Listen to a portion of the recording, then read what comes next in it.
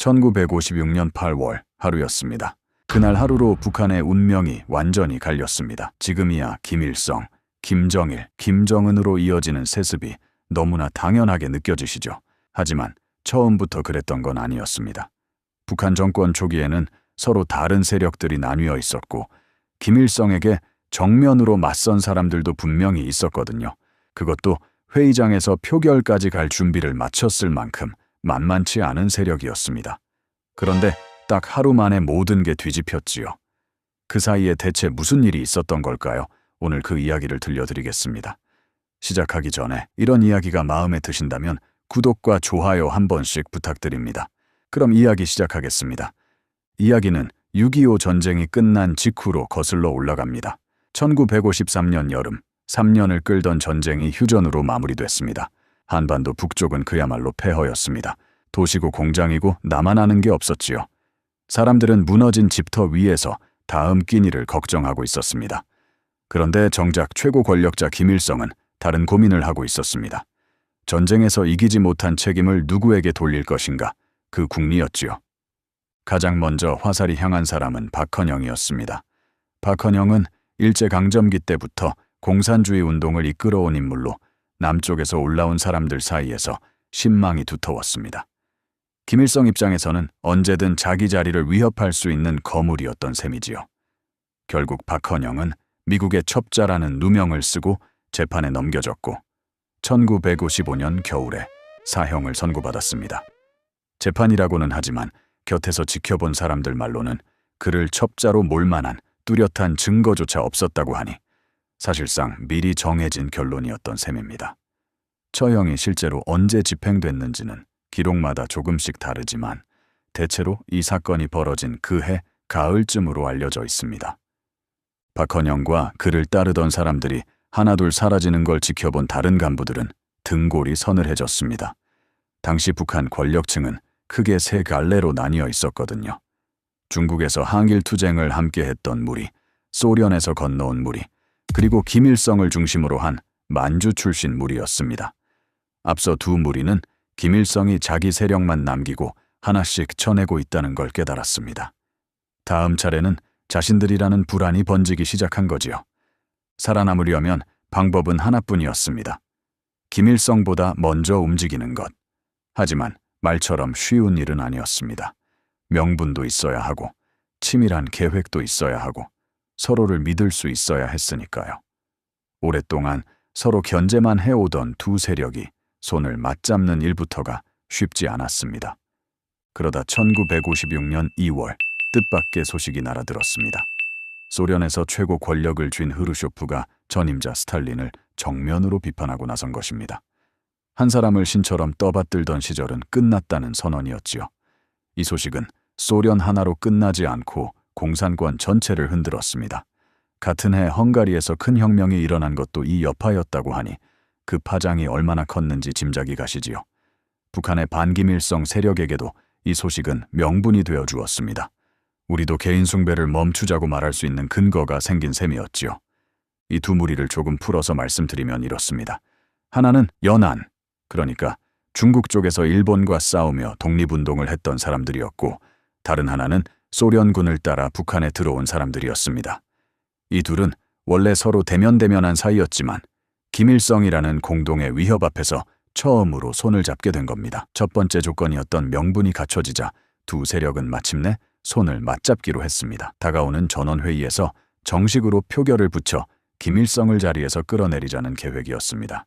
무력으로는 이길 수 없다는 걸 알았기에 정정당당하게 투표라는 절차를 밟기로 한 겁니다. 최창익, 박창호, 서휘, 윤공흠 같은 정권 내 거물급 인사들이 이 계획에 힘을 보탰습니다. 기회는 1956년 6월 초에 찾아왔습니다. 김일성이 경제 원조를 구하러 소련과 동유럽 여러 나라를 순방하러 떠난 때였습니다.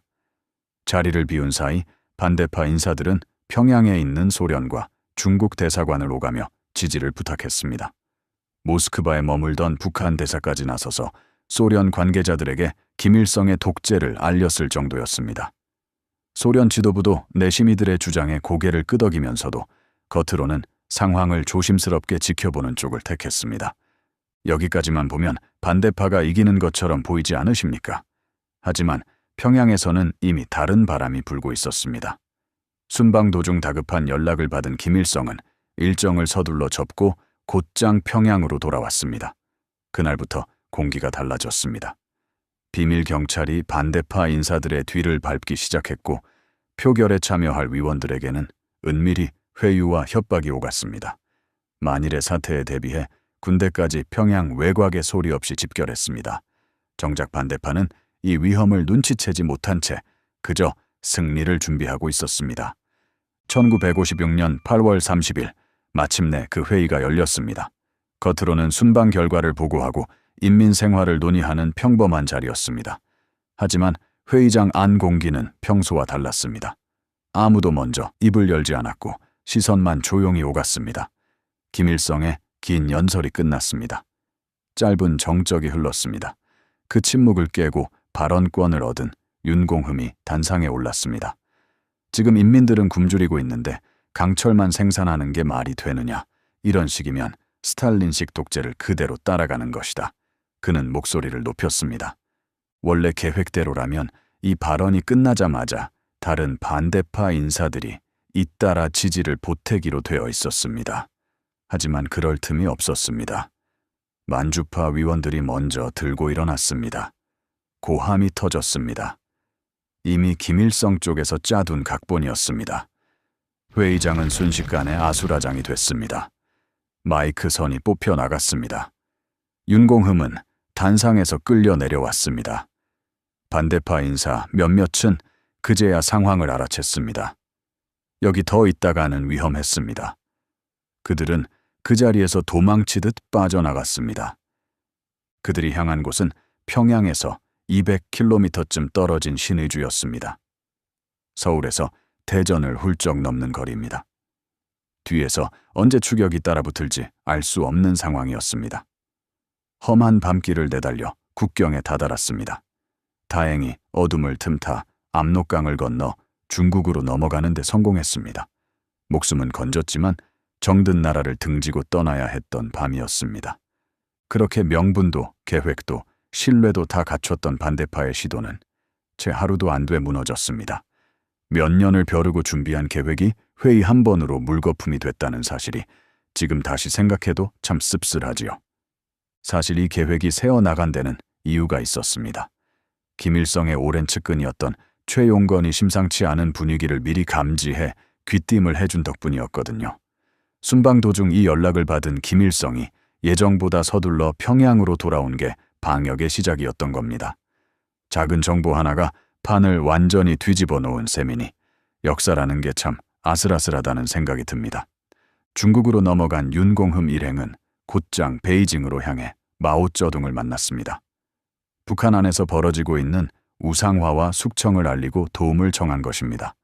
마침 중국에 머물고 있던 소련의 부수상까지 이 소식을 듣고 김일성의 독단적인 행동에 언짢은 기색을 내비쳤습니다. 결국 그해 9월 중국과 소련이 함께 사절단을 꾸려 평양으로 급히 파견됐습니다. 두 나라의 압박을 받은 김일성은 어쩔 수 없이 한 발 물러섰습니다. 8월의 조치가 너무 성급했다는 걸 인정하고 쫓겨났던 인사들을 다시 자리에 앉혔지요. 전쟁으로 무너진 나라를 다시 세우는 데 필요한 원조를 중국과 소련에 전적으로 기대야 했던 만큼 두 나라의 요구를 무시할 수 없었던 겁니다. 사절단은 북한이 여전히 자신들의 영향권 안에 있다는 걸 확인하고서야 만족한 표정으로 평양을 떠났습니다. 하지만 그걸로 끝이 아니었습니다. 그해 10월 말 세계 곳곳에서 큰 사건이 연이어 터졌습니다. 헝가리에서는 자유를 요구하는 대규모 혁명이 일어났고 중동에서는 수에즈를 둘러싼 전쟁이 터졌습니다. 중국과 소련 두 나라의 관심은 순식간에 평양이 아니라 헝가리와 중동으로 쏠렸습니다. 감시하는 눈이 사라졌다는 걸 알아챈 김일성은 바로 이때가 자신의 시간이라는 걸 직감했습니다. 김일성은 곧바로 대대적인 사상 검열에 들어갔습니다. 반대파와 조금이라도 인연이 있는 사람, 김일성에게 의문 한마디라도 제기했던 사람까지 전부 반당 종파주의자로 낙인 찍혀 자리에서 쫓겨났습니다. 겨우 복권됐던 최창익과 박찬국도 지하 감옥으로 끌려가 혹독한 조사를 받아야 했습니다.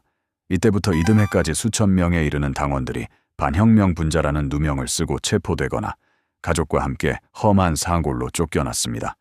나라의 독립을 위해 싸웠던 독립운동가 출신들조차 예외가 아니었습니다.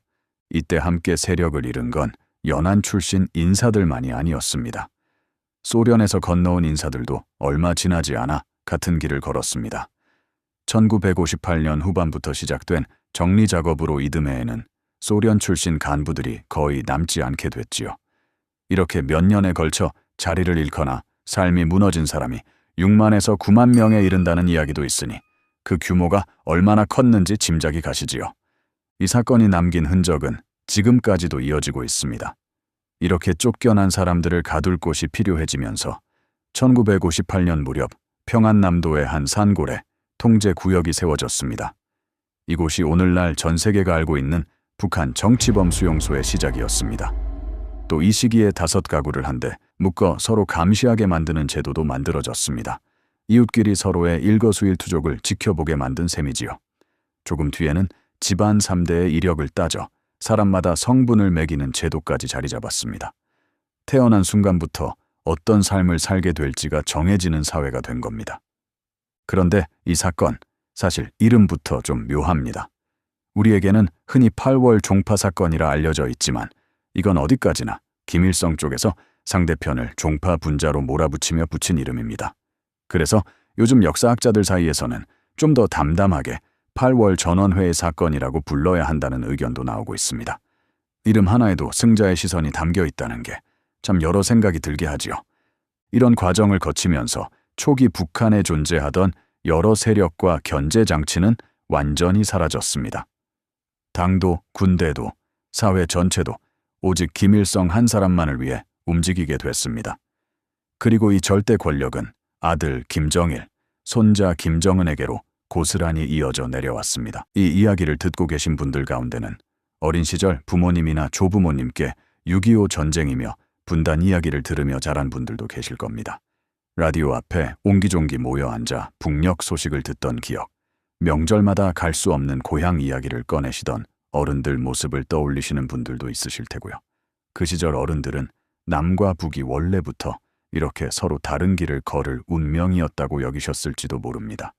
하지만 이렇게 들여다보면 지금의 북한 체제도 처음부터 정해져 있던 게 아니라 어느 하루, 어느 한 번의 표결에서 갈라진 결과였다는 걸 알 수 있습니다. 그날 회의장에서 조금만 상황이 달랐더라면 지금 우리가 알고 있는 북한의 모습도 많이 달랐을지 모릅니다. 역사를 들여다보면 이렇게 종이 한 장 차이로 갈린 순간들이 참 많습니다. 그리고 그 순간들이 쌓여 지금 우리가 딛고 있는 오늘이 만들어졌지요. 저마다 다른 길을 걸어온 남과 북을 보면서 지금 우리가 누리고 있는 평범한 하루가 결코 당연한 게 아니라는 생각이 듭니다. 전쟁을 몸으로 겪으셨거나 부모님 세대의 피란 이야기를 귀에 못이 박히도록 들으며 자라신 분들이라면 더 남다르게 다가오실 겁니다. 그 시절 어른들이 왜 그렇게 자식들 안위를 걱정하고 왜 그렇게 통일을 간절히 바라셨는지도 이런 역사를 알고 나면 조금 더 이해가 되지요. 오늘 이야기가 여러분께 그 시절을 돌아보는 작은 계기가 되었으면 좋겠습니다.